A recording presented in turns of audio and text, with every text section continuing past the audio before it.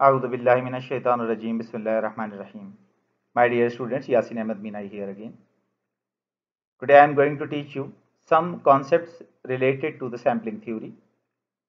Uh, this topic is followed by one question: what is sampling? Whenever someone asks this question to you, the answer is simple. Sampling is a procedure. Always remember that sampling is a procedure. Procedure of what? Procedure of getting a sample from a population. So some highlighted terms before starting this particular topic properly, let me cover some of the highlighted terminologies we use in this topic. Now the first term is the sample. As the name suggests, what is sample? So it is a part of a population, it is a proportion of population, okay? This type of definitions you can find either in the book of sampling techniques or even in the open source. Sample is a part of population, it is a proportion of population. Then what is a population? Now this seems to be funny, right? Because majority of students do know what is a population. Now answer me if you know what the definition of population. So again, enumeration of all possible elements, right? But this definition is an incomplete. So what is the complete definition of population? It is a collection or enumeration of all possible elements surrounded by a particular boundary. The term boundary should be included in the definition of population. Without describing the boundary, one can't describe the population. For example, if anyone say population of students, so what does it mean? Population of students of Karachi, population of students of Pakistan, population of students of Indo-Pak, population of student of Asia, the whole world, और even after the world, कहते हैं ना सितारों से आगे जहां और भी हैं, तो ऑब्वियसली मार्स है, जुपिटर है, दीगर, तो ये since the boundary hasn't defined, तो ये स्पेस को जो है ना ये ब्रेक करके ये पॉपुलेशन स्पेस तक पहुंच जाएगी. तो better to define a boundary. Okay, population is collection or enumeration of all possible elements surrounded by a particular boundary. Now after that, what is population element? The population element is the thing, living thing or non-living thing, in which we are interested to study. Okay, for example, if we want to study humans, then the population element must be a human. If we want to study on a particular thing, then those things are elements. So it could be anything, like बचपन में खेल खेला होगा, नाम चीज जगह जानवर film, तो एलिमेंट कुछ भी हो सकता है. इवन एक जो म्यूनसिपैलिटी के लोग स्ट्रे डॉग्स को किल कर रहे होते हैं, तो स्ट्रे डॉग जो है उनके लिए एक पॉपुलेशन एलिमेंट होता है. इसी तरह आपने देखा होगा कुछ लोग आउटफिट्स को ऑब्जर्व करते रहते हैं. लोगों ने जो जैकेट पहन रखी होती है तो उसे गौर से देखते हैं और उन्हें अंदाजा हो जाता है इस ब्रांड की जैकेट पहनी थी इन्होंने, अरमानी का स्वेटर पहना हुआ है इन्होंने, तो उनके नज़दीक एलिमेंट जो है वो एक जैकेट या स्वेटर है. इसी तरह कार्स में इंटरेस्टेड होते हैं कुछ दोस्त. इवन है कि कोई गाड़ी अगर बराबर से गुजर जाए तो वो देख के कह रहे होते हैं ये गाड़ी जो है ना इतने सिलेंडर है, इसके अंदर इतने फंक्शंस हैं, ये इलेक्ट्रॉनिक सिस्टम है इसका, और सारी कॉन्फ़िगरेशन वो बता देते हैं. इवन है कोई ना भी सुनना चाहे फिर भी वो बता रहे होते हैं, क्योंकि वो बहुत ज़्यादा पैशनेट होते हैं उस हवाले से. तो पॉपुलेशन एलिमेंट उनके नज़दीक कार है. इसी तरह घर में अगर कोई जाए तो कुछ लोग टेलीविज़न में इंटरेस्टेड होते हैं, तो वो टेलीविज़न सेट को देखकर उसकी तफसीलात बताने या पूछने लगते हैं. तो population element is the thing in which we are interested to perform some research. Okay, तो एलिमेंट कुछ भी हो सकता है, living thing, non living thing, object हो सकता है, इंडिविजुअल्स हो सकते हैं. और similarly census, again since the population has been described, so if we want to perform a survey uh, of whole population, then this survey is said to be a census. अगर population में पूरी population का सर्वे किया जाए तो इसके लिए जाहिर है वो मर्दमशुमारी कहलाती है, तो उसके लिए कुछ रूल्स जो हैं वो ओबे करने होते हैं. और even we the government acquires help of some law enforcement agencies, like curfew वगैरह भी इम्पोज होते हैं, और इस तरह से सेंसस परफॉर्म होते हैं. तो टर्म्स के बाद why we use a sample. Now the question seems to be a simple question, but possible answers should be necessary. तो इसके आंसर एक नहीं है, इसके आंसर कुछ हैं, वो मैं आपको वर्ड्स में बताऊंगा. Why to use a sample? The first thing is cost. Whenever one want to go for some cost effective solutions कि कम पैसों में काम हो जाए, तो वो एक सैंपल ले सकता है पॉपुलेशन का। और if anyone want to do some speedy task, time कम है किसी के पास और उसे सर्वे परफॉर्म करना है, तो सेंसस में नहीं जा सकते, that's why he or she used to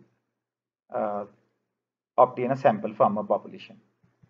Then accuracy का एलिमेंट जो है वो इन्फरेंशियल स्टैटिस्टिक्स में पता चलेगा, बिकॉज एस्टिमेशन की जो स्लाइड्स हैं वो इसके चूंकि बाद हैं, लिहाजा फिलहाल एक्यूरेसी को इतनी आसानी से डिफाइन नहीं कर पाऊंगा मैं, लेकिन इन्फरेंशियल स्टैटिस्टिक्स में एक्यूरेसी जो है वहाँ पर डिफाइन हो जाएगी। Whenever there is a sample there must be element of accuracy. And now this is important, destruction of test units.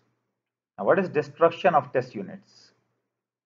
तो इसके लिए बहुत सारी एग्जांपल्स हैं। सिंपल एग्जांपल ये है कि if you want to check the quality of a match stick, तो हम मैच बॉक्स में से एक स्टिक निकालेंगे, उसे इग्नाइट करके देख लेंगे और इससे अंदाज़ा हो जाएगा हमें कि दो मैच जो पूरे मैच बॉक्स में मैच मौजूद हैं और दे आर गुड। और इवन है कि if we want to serve some sharbat और लाइक और टू सम गेस्ट, तो हम शरबत बनाते ही थोड़ा सा उसे टेस्ट कर लेते हैं, 1 और 2 स्पून्स, तो वो भी एक सैम्पलिंग का तरीका है, तो डिस्ट्रक्शन है।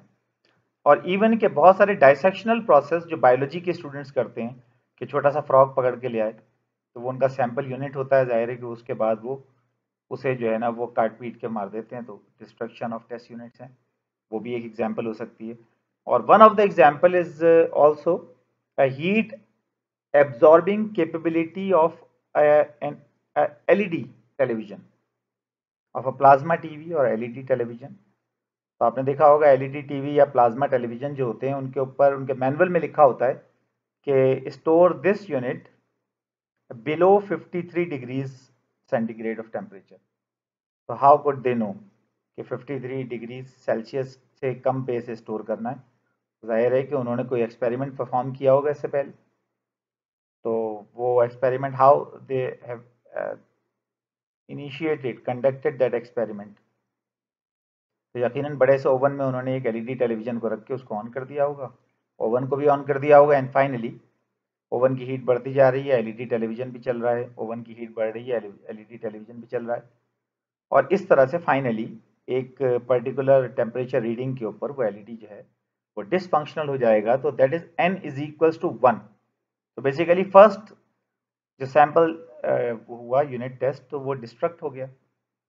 तो इसी तरह बहुत सारी एग्जांपल हैं डिस्ट्रक्शन के लिए भी। जब हमें यूनिट्स को डिस्ट्रक्ट करना होता है तो हम पूरी पॉपुलेशन की तरफ नहीं जाते, बल्कि उसके एक सैंपल यानी एक प्रोपोर्शन के ऊपर ये टेस्ट कर लेते हैं।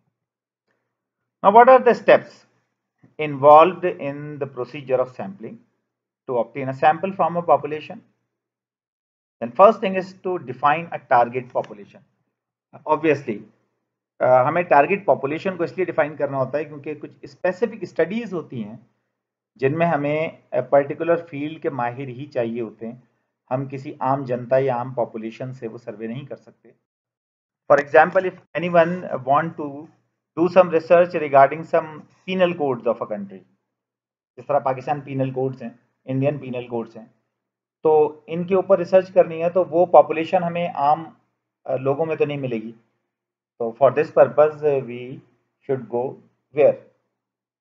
यकीनन should go to the courts, right? Bar rooms हैं, कोर्ट्स हैं, तो वहाँ पर लॉयर्स मौजूद हैं, तो लॉयर्स की पॉपुलेशन हमारी टारगेट पॉपुलेशन। जिस तरह कराची की जो कोर्ट्स हैं उसमें एक मोहतात अंदाजे के मुताबिक लगभग 30,000 रजिस्टर्ड वकला मौजूद हैं, तो this 30,000 population is our target population if we want to conduct some research regarding some law or penal codes. So once we got our target population, तो उसके फौरन बाद क्या करना होगा हमें? सोचें। यकीनन selection of a sample frame. जब हमें पता चल गया कि 30,000 लॉयर्स मौजूद हैं, तो हमें उनकी लिस्ट चाहिए। वो पहले तो हार्ड कॉपी में मिल जाती थी, but now the things become easy due to the technology, तो इस वक्त वो सॉफ्ट कॉपी में भी अवेलेबल हो सकती है। तो बेसिकली सैम्पलिंग फ्रेम क्या है? It is a list of population. और उसके बाद there should be an approach whether we want to go for a probability और अ नॉन प्रोबेबिलिटी सैम्पलिंग। तो प्रोबेबिलिटी सैम्पलिंग या नॉन प्रोबेबिलिटी सैम्पलिंग में जाना है, ये जो है हमें बाद में ये उस वक्त डिसाइड करना होता है। तो I will explain you what is a probability sample or non-probability sample, but before that we have to clear what is sampling unit. तो आपको याद है मैंने क्या बताया था, पॉपुलेशन एलिमेंट क्या होता है? It must be a thing, living thing और नॉन लिविंग थिंग, ऑब्जेक्ट हो सकता है, नाम, चीज, जगह, जानवर, फिल्म, याद आया मैंने अभी बताया आपको। तो जब वो एलिमेंट सिलेक्ट होकर सैंपल में आ जाता है तो it is said to be a sampling unit. Now error जो है, since we are dealing with a sample, तो यकीनन हमें इसमें उसकी एडेक्वेसी चेक करनी होगी, तो एरर का मार्जिन जो है वो कैलकुलेट करना होता है। तो it is nothing but estimate minus parameter. और ये भी यहाँ पर गौरतलब बात है कि पैरामीटर जब हमें मालूम है तो हम एस्टिमेट की तरफ भी जा रहे हैं। तो यकीनन this is the term which is related to, more related to the inferential statistics. तो वहां पर ये बात मैं एक्यूरेसी के साथ आपको बता दूंगा। एंड नाउ टारगेट पॉपुलेशन में सबसे पहली चीज, who has the information data you need. अभी आपको मैंने बताया पिछली स्लाइड में कि हमारी इंफॉर्मेशन या डेटा जो हमें चाहिए वो किसे किसे पता है, वो फील्ड के प्रोफेशनल्स को पता है, वो हमारी टारगेट पॉपुलेशन है। तो since we get our define our target population, तो ये दो तरीके पर डिफाइन होती है टारगेट पॉपुलेशन को डिफाइन करना। It is possible in two ways. First is geography, geographically हम जा सकते हैं इसके, and second is demographically. Now, what is the difference between geography and demography? If you want to quote an example of urban areas of Pakistan, तो suppose अगर कोई पश्तून लोगों पे सर्वे करना चाह रहा है, तो जोग्राफिकली ये पॉपुलेशन मिलेगी नॉर्दर्न एरियाज में, यकीनन नॉर्दर्न एरियाज जाना पड़ेगा, वहाँ मिल जाएगी आपको। अगर कोई शहर में है, फॉर एग्जांपल कराची में है कोई, तो उन्हें पश्तून लोगों से सर्वे करना है, तो कराची में कहाँ से पॉसिबल है? यकीनन डेमोग्राफी। कराची में कुछ एरियाज हैं जहां पर लोगों के आउटलुक से पता चल जाता है कि दे आर पठान। तो यहाँ पर कुछ एरियाज हैं, कटी पहाड़ी है, मंगो पीर है, या पापोश के इलाके हैं, या सोराबगोट वगैरह है, वहां पर आपको ये मिल जाते हैं। इसी तरह once when I went to USA in 2015, तो वहां पर वाशिंगटन डीसी में मैं अपने ब्रदर इन लॉ के साथ मटर गश्त कर रहा था। शाह साहब बहुत अच्छे आदमी है मेरे ब्रदर इन लॉ। तो वहां पर वाशिंगटन डीसी में जाते जाते अजीब वो गरीब मंजर बदला कि वो रेड कलर के गॉडी किस्म की लाइट्स जो हैं वो नजर आने लगी हैं, और एक चाइना गेट सा बना हुआ था शिंघाई टाइप का। तो मैंने कहा ये क्या है? तो उन्होंने कहा ये चाइना टाउन है। तो जैसे ही वाशिंगटन डीसी से हम चाइना टाउन के गेट को क्रॉस करके अंदर पहुंचे हैं, तो वहां पर बेल्स बज रही थी बिल्कुल इसी तरह, चाइनीज खड़े थे, वो जिस तरह बो करने का उनका स्टाइल है, शी शी करके वेलकम करने का, वो ऐसा लग रहा था हम चाइना में आ गए बिल्कुल। जबकि हम थोड़ी देर पहले हम वाशिंगटन डीसी में थे, जो टोटल अंग्रेजों का इलाका है, और चाइना टाउन जो है वहाँ डेमोग्राफी की सूरत में मौजूद था। हाँ, तो ये चीज पॉसिबल है कि जोग्राफिकली हम जा सकते हैं अपनी पॉपुलेशन पे, and also we can go for the demography. Now what is probability and non-probability sampling? So first I want to explain the term probability sample. So in a probability sample, each and every population element has a non-zero probability of being selected. Either the probability is equal, uniformly distributed, or it is a weighted probability. But again, every element of a population should be having a non-0% chances of getting selected.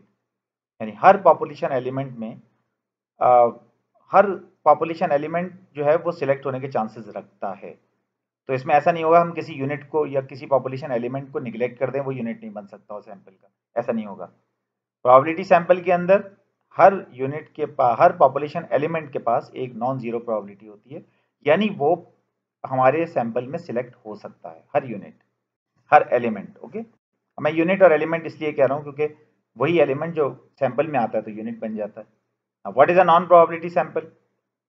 यकीनन ये it is sort of a judgmental sample. Okay, वो कहता है मेरा sample मेरी मर्जी, आज सुना होगा आपने, आजकल चल रहा है। तो units of sample are chosen on the basis of personal judgment और कन्वीनियंस। तो वर्ड कन्वीनियंस जो है ये भी एक टर्म है यहाँ पर, वो मैं आपको डिफाइन कर दूंगा आगे। बट यहाँ पर चूंकि इसके अंदर कोई स्टैटिस्टिकल टेक्निक यूज नहीं होती, प्रॉपर कोई डिस्ट्रीब्यूशन प्रोबेबिलिटी की इसमें यूज नहीं होती। दैट्स वाई ये रैंडम सैम्पलिंग जो है ये थोड़ी सी चैलेंज हो जाती है यहाँ पर। तो इसके रिजल्ट जो है उमूमन उसको जनरलाइज नहीं किया जा सकता पूरी पॉपुलेशन पर, और स्टैटिस्टिकली अप्रोप्रिएट भी उमूमन नहीं होते, ये कहा जाता है। But again non probability sample is also the part of a sampling, ये भी एक सैम्पलिंग का पार्ट है, हम इसे निग्लेक्ट नहीं करते। और ऐसा क्यों होता है, तो मैं आपको जाहिर है कि क्लासिफिकेशन में ये बात समझा सकता हूँ। Now what is a classification of sampling method. अब क्लासिफिकेशन में सबसे पहले तो हम सैम्पलिंग मेथड्स के ऊपर आएंगे। अब इसके अंदर मैं क्रक जो है इसका बता देता हूँ आपको। सैम्पलिंग मेथड में फर्स्ट इज प्रोबेबिलिटी सैंपल, जो मैंने अभी बताया कि each and every element of a population should be having a non zero probability of being selected. तो इसके पॉसिबल जो एरियाज हैं, जो क्या कहेंगे हम इसको, पार्ट्स हैं, तो वो मैं वन बाय वन बता देता हूँ। But last but not least वाला मामला है, और भी हो सकते हैं लेकिन जो मेजर हैं वो 4 हैं। प्रोबेबिलिटी सैंपल किस किस तरह से ऑब्टेन किए जा सकते हैं। Okay, the first thing to get और obtain a probability sample is called a simple random sample. तो एक सैम्पलिंग सिंपल रैंडम सैम्पलिंग होती है जिससे हम प्रोबेबिलिटी सैंपल कलेक्ट कर सकते हैं पॉपुलेशन से। Now what is a simple random sampling, इसमें हम पॉपुलेशन को 1 यूनिट कंसिडर करते हैं। 1 unit, population on the whole 1 है, और उसके बाद फर्स्ट एलिमेंट से लास्ट एलिमेंट तक हम लेबलिंग कर देते हैं नंबर से पूरी पॉपुलेशन की। जिस तरह कराची से खैबर सुना होगा ना, कराची से खैबर तक हम सबको जो है ना लेबल दे दें, और उसके बाद उनमें से रैंडम सैंपल सिलेक्ट कर लें। तो ये भी एक तरीका है रैंडम सैंपल सिलेक्ट करने का, और जिसमें रैंडमाइजेशन के प्रोसेस हैं वो मैं आगे बताऊंगा। वो ऑप्टेन करेंगे, वो ऑप्ट करेंगे, और उसके बाद सैंपल सिंपल रैंडम सैंपल आ जाएगा हमारे पास। दूसरा तरीका क्या है, the second method is about stratified random sample. Now what is stratification? Stratification, stratum seems to be a term which is related to a bigger part of a population. अगर हम population को बड़े बड़े हिस्सों में डिवाइड कर दें on the basis of geography, demography, religion, race, gender, किसी भी तरह हम population को ब्रेक कर सकते हैं। अगर हम जेंडर वाइज population को ब्रेक कर रहे हैं तो 2 स्ट्रेटा बन जाएंगे। स्ट्रेटम 1 जो होगा वो मेल, स्ट्रेटम 2 होगा फीमेल, और दोनों स्ट्रेटम से हम बारी बारी सैम्पलिंग करके फिर दोनों को हम कंबाइन कर लेंगे तो एक सैंपल हमारे पास आ जाएगा। इसी तरह पाकिस्तान में 4 सूबे हैं, सिंध है, पंजाब है, खैबर पख्तूनख्वा एंड बलूचिस्तान है। तो ये बेसिकली 4 स्ट्रेटम है, 4 स्ट्रेटा है। तो इसमें हर स्ट्रेटम में से अब देखें, स्ट्रेटम जो है वो एक सिंगुलर टर्म है, स्ट्रेटा प्लूरल टर्म है, तो मैं अमूमन इसमें गड़बड़ कर देता हूँ, तो pardon me if I commit the same mistake. तो स्ट्रेटम 1 में से एक सैंपल ले लिया छोटा सा, और स्ट्रेटम 2 से दूसरा सैंपल ले लिया छोटा सा। इसी तरह स्ट्रेटम 3 और स्ट्रेटम 4 से, यानी N1, N2, N3, N4 ले लिए हमने छोटे छोटे सैंपल, और उसके बाद N1 plus N2 plus N3 plus N4 करके एक N हमने बना लिया। तो दिस में इंक्रीज सम एक्यूरेसी फैक्टर, एक्यूरेसी फैक्टर से बढ़ जाता है और सबकी रिप्रेजेंटेशन आसान हो जाती है पॉपुलेशन से।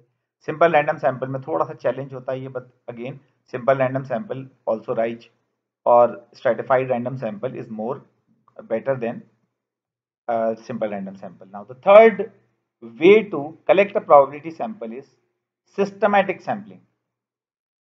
Now how we can explain systematic sample? देखें systematic sample जो है उसको इस तरह समझा जा सकता है कि जब कहा जाए कि पाकिस्तान में हर चौथा शख्स शुगर में मुब्तला है, या हर 7वां शख्स हाइपरटेंसिव पेशेंट है, यूं बोलते हैं ना अमूमन 10 में से 4, या हर चौथा या हर 5वें शख्स को ये प्रॉब्लम है। तो ये जो हम 4 और 5 कर रहे हैं ना, ये दरअसल सिस्टमैटिक सैम्पलिंग का के है। तो ये के है, ये सिस्टमैटिक तरीके से ऑब्टेन हो जाता है, जैसे हम के निकाल लें कि वो 4 है या 5 है। अब हम पॉपुलेशन में जाएंगे और फर्स्ट एलिमेंट को चूज करेंगे, फिर हम 1 2 3 4, फिर चौथे एलिमेंट को चूज कर लेंगे, फिर 5 6 7 8वें एलिमेंट को चूज कर लेंगे। इसी तरह हम हर 4th एलिमेंट को चूज करते जाएंगे और सैंपल यूनिट बनाते जाएंगे, और जब पॉपुलेशन एंड हो जाएगी तो हमारे पास यूं एक अदद सिस्टमैटिक सैंपल आ जाएगा।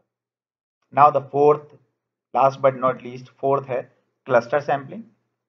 अब याद रखिए cluster sampling and stratified sampling में कुछ फर्क है। Cluster are the smaller parts, छोटे छोटे पैकेट्स होते हैं।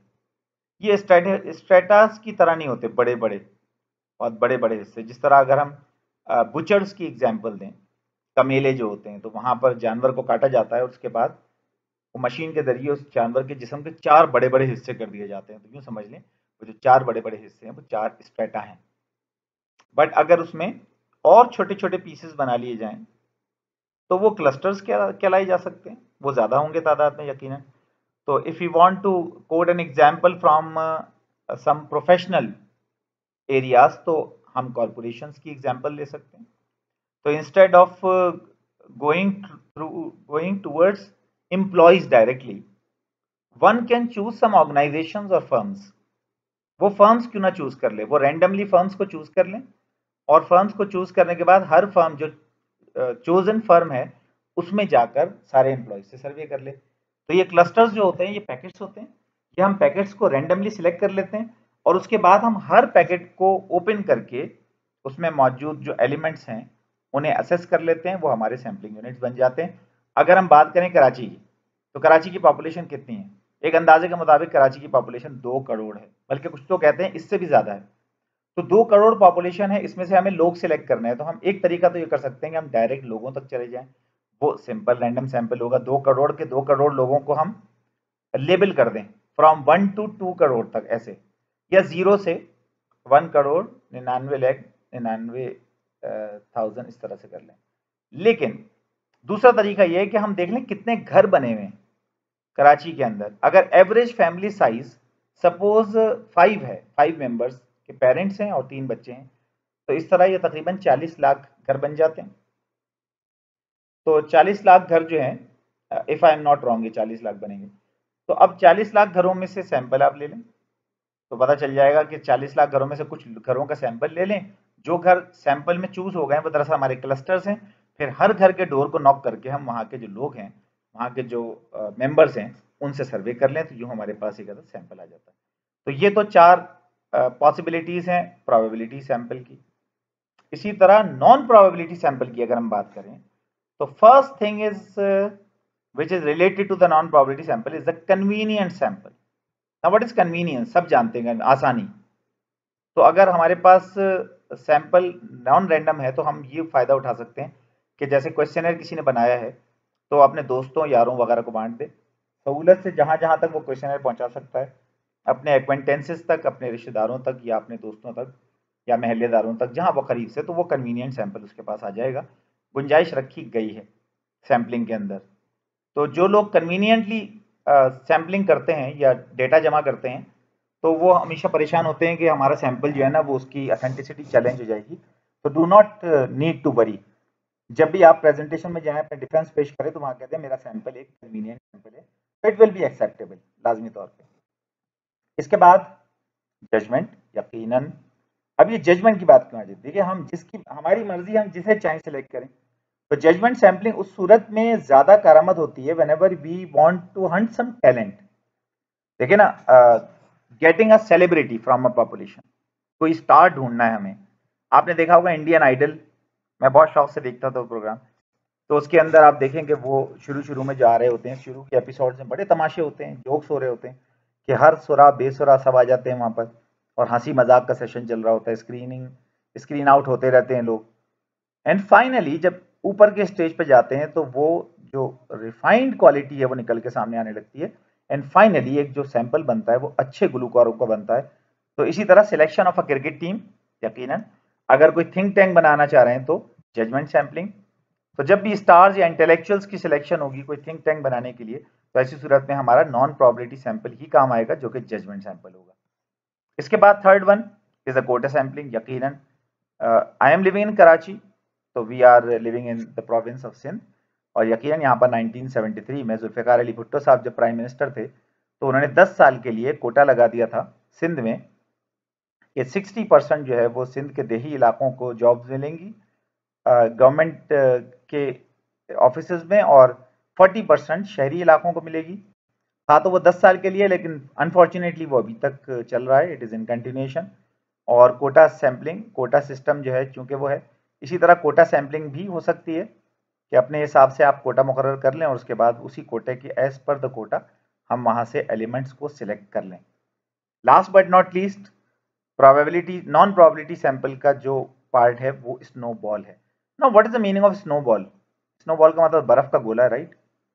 तो ह्यूमर के पॉइंट ऑफ व्यू से देखें तो बर्फ के गोले बना के मारते रहें, जिसको भी लग जाए तो सिलेक्ट हो जाएगा। नहीं, ऐसा नहीं है।